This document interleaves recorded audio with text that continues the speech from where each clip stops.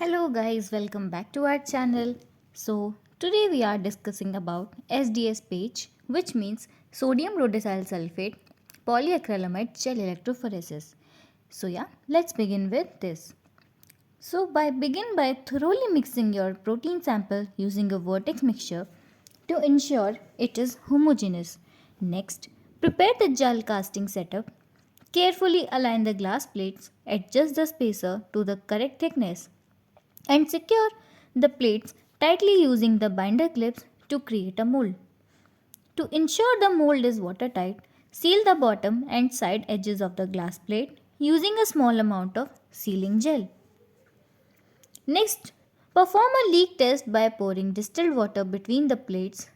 Ensure the sides are properly sealed and no water escapes. Once confirmed, drain the water. Now prepare the gel solutions. Mix the components for the resolving gel in one tube and the stacking gel in the other, ensuring the polymerization agents are added last. Carefully pipette approx 5 ml of the resolving gel solution between the glass plates. This will form the lower portion of the gel.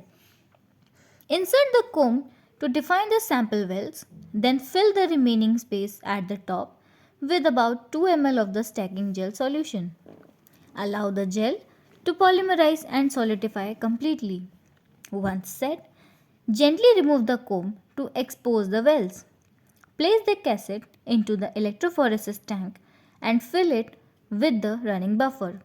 Turn on the power supply to run the SDS page. Bubbles indicate the current is flowing.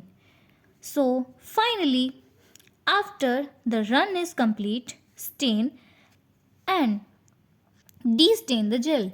The protein bands are now clearly visible, separated by their molecular weight.